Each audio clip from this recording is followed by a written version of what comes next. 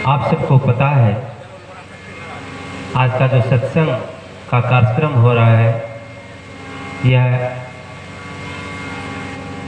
पूजनीय माताजी संसार से चल बसे हैं, यानी हमारे आदरणीय बिंदश्री साहिब जी के पूजनीय माताजी संसार से चल बसे हैं और नाम शायद पूनम माताजी, पूनम माताजी। और देखिए नाम भी पूनम, पूनम का अर्थ होता है पूरा, और उनके कार्यक्रम को पूरा कौन कर रहे हैं? हमारे पूनम माताजी की सुपुत्री, हमारी माताजी क्या नाम है? सुदामा माताजी। इन सूद के साथ माताजी को पता था कि सत्संग के कार्यक्रम से कार्य पूरा होता है, इसलिए कि सत्संग जो है आत्म चर्चा करते हैं, जीव की चर्चा, या शिव कहे या भगवान कहे या राम कहे या कृष्ण कहे, यानी अंतरकरण में जो बैठे हुए हैं उसका चर्चा करते हैं। जब तक कि आत्मा का चर्चा नहीं करेंगे, जब तक कि चेतन का चर्चा नहीं करेंगे, जब तक कि शिव का चर्चा नहीं करेंगे, जब तक कि राम का चर्चा नहीं करेंगे, कबीर का नहीं करेंगे, रवि का नहीं करेंगे, तब तक पूरा कार्य नहीं होता है। और जब तक कि अपने आप से अवगत नहीं होंगे, अपने आप का पहचान नहीं करेंगे, तो आप अपने जीवन में सुख शांति नहीं ला सकते हैं। ध्यान दीजिएगा। इसलिए अपने आप को जानना ये सर्वोच्च कार्य है। इस पूरा दुनिया को जान लिया, अगर अपने आप को नहीं जाना है, समझिए को कुछ भी नहीं जाना है। संसार का बहुत विकास कर लिया, लेकिन आत्म विकास नहीं किया है, तो समझिए कुछ भी नहीं किया है। इसलिए हमारे जीवन में महत्व है अपने आप को जानना, आत्म कल्याण करना। तो मैं कह रहा था यह सत्संग का कार्यक्रम हमारे माताजी की आत्म शांति के लिए ये सत्संग का कार्यक्रम हो रहा है। तो पूरे परिवार, हमारे बिंदश्री साहब, हमारे माताजी के सुपुत्री सुदामा देवी, और एक बहन जी का क्या नाम है? बदामो देवी, और उनके पोता पोती पुतोहू, सारे परिवार मिलकर सत्संग का कार्यक्रम कर रहे हैं, श्राद्ध कर रहे हैं। ये सब क्या है? विचार कीजिएगा। और मैं एक बात पहले कहने के लिए चाहूँगा आप लोगों से कि सत्संग जो है ये सत्संग मनोरंजन की चीज़ नहीं है। ध्यान दीजिएगा, सत्संग मनोरंजन की चीज़ नहीं बल्कि आत्मचिंतन की चीज़ है। ध्यान दीजिएगा, सत्संग आपको अंधकार में नहीं ले जाते, बल्कि आपके जीवन में प्रकाश देते हैं। इसलिए सत्संग ध्यान पूर्वक सुनना चाहिए। और एक बात और कहने के लिए चाहूँगा कि सत्संग में सत्यवाद कहा जाता है, सत्यवाद। लेकिन सत्यवाद कहने में क्या होता है?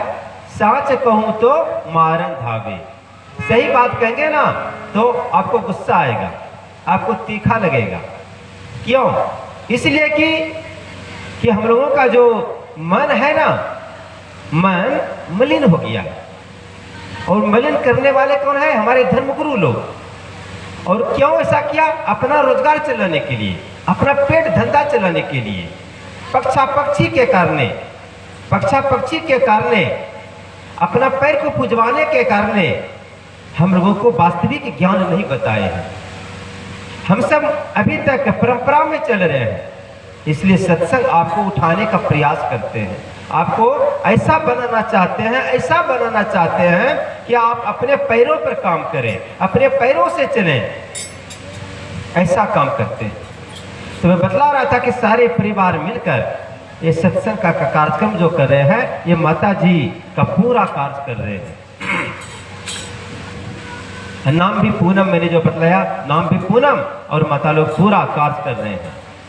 तो इसका मतलब है कि माताजी का भाग भी अच्छा था, और सकर्म था, जो कि उनके श्राद्ध पर सत्संग हो रहा है। तो आइए हम सब जानेंगे कि श्राद्ध क्या है, पूजा पाठ क्या है और सब व्रत क्या है। अगर आप लोगों से पूछेंगे कि आप लोग व्रत करते हैं कहाँ, अगर कहेंगे ना तो पूरा आदमी हाथ उठा देंगे। अच्छा श्राद्ध करते हैं तो इसमें भी हाँ कर भी रहे हैं श्राद्ध।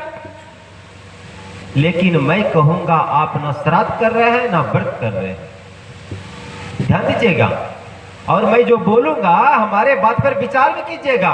यह नहीं कि मैं जो कह रहा हूं आप विचार ना करें और केवल मान ले, ये भी मैं नहीं कह रहा हूं। कबीर का कहना है कि जब तक न देखब आपन नैना तब तक न मानव गुरु के बैना।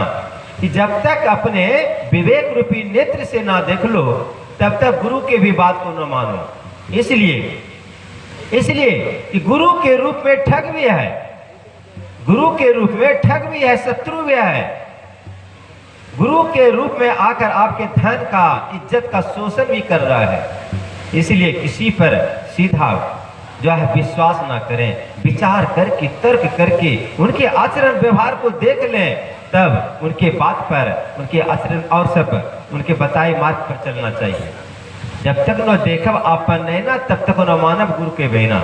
इसलिए मैं कहूँगा कि मैं ये मंच के माध्यम से जो भी आप सुनेंगे उस पर विचार करेंगे कि सच करे हैं कि गलती करें। इसलिए कि विचार से ही आप आगे बढ़ सकते हैं, विचार से आपको ज्ञान होगा। ध्यान दीजिएगा, विचार जो है ज्ञान का जन्मदाता है। जब तक आदमी को ज्ञान नहीं होगा तब तक वह आगे नहीं बढ़ सकता है। विचार, मैंने जो बतलाया कि विचार ज्ञान का जन्मदाता है, और जब तक ये ज्ञान नहीं होगा, जब तक आपके जीवन में प्रकाश नहीं होगा, तब तक आप जीवन में विकास नहीं कर पाएंगे। इसलिए विचार करना चाहिए हर कार्य में, विचार करके। तो मैं बतला रहा था कि श्राद्ध करते हैं तो कहेंगे हाँ, लेकिन कबीर साहब की दृष्टि में श्राद्ध आप नहीं कर रहे हैं, कबीर साहब की दृष्टि में आप पूजा नहीं कर रहे हैं, कबीर साहब के दृष्टि में आप तीर्थ नहीं कर रहे हैं, तो आप कहेंगे हो कैसे? इस प्रकार कि हम लोग श्राद्ध क्या मानते हैं? अभी जो हो रहा है, अभी जो श्राद्ध हो रहा है, जब कोई माँ बाप आपके परिवार गुजर जाते हैं ना, तो क्या करते हैं? मरने के बाद पंडित को बुलाकर श्राद्ध करते हैं, तो सख्त क्या दान करते हैं, इसको क्या कहते हैं? श्राद्ध। लेकिन कबीर साहब के दृष्टि में यह श्राद्ध नहीं है, यह एक कर्मकांड है। ध्यान दीजिएगा, यह एक कर्मकांड है। और मैं एक बात और कहने चाहूंगा कि हमारे बात अगर किसी को ना जचे ना, जब प्रवचन खत्म हो जाएगा तो कुछ प्रश्न उत्तर भी कर सकते हैं, ताकि आपसे हमको भी ज्ञान होगा, हमसे भी आपको ज्ञान होगा। बीच में कुछ नहीं बोलिएगा। तो मैं कह रहा था कि यह श्राद्ध आप नहीं कर रहे हैं, बल्कि यह एक कर्मकांड है, बल्कि यह एक फिजूल खर्च है, बल्कि यह एक परंपरा में आप बह रहे हैं। श्राद्ध क्या है? श्राद्ध कहते हैं हम जो श्रद्धा पूर्वक कार्य करते हैं। ध्यान दीजिएगा, श्राद्ध कहते हैं हम जो श्रद्धा पूर्वक कार्य करते हैं। अब चलिए श्रद्धा क्या है? श्रद्धा कहते हैं श्रद्ध जोरधा, श्रद्धा, श्रद्ध मना, श्रद्ध का अर्थ होता है सत्य, धा मना धारण करना। हम सत्य को जो धारण करते हैं वही श्रद्धा है, और श्रद्धा पूर्वक जो एक दूसरों के साथ सुंदर व्यवहार करते हैं उसी का नाम श्राद्ध है। तो श्राद्ध अगर कहें तो मरने के बाद नहीं, बल्कि जिंदा में करना चाहिए। अब चले कि सत्य को हम कैसे जानेंगे? सत्य को जानने के लिए किताब को उल्टाने की आवश्यकता नहीं है, सत्य को जानने के लिए वेद को उल्टाने की आवश्यकता नहीं है, बल्कि आप हृदय रूपी किताब को उल्टाएं तो आपको पता चल जाएगा सत्य क्या है। अब चलें, सत्य क्या है?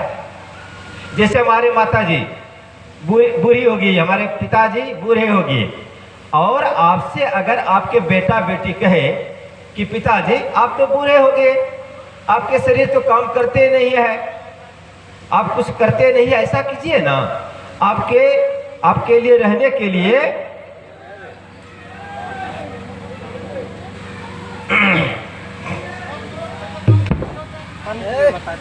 हेलो, ऐसा कीजिए ना कि आपके लिए रहने के लिए मैं नदी के किनारे एक झोपड़ी बना देता हूं, आप वहीं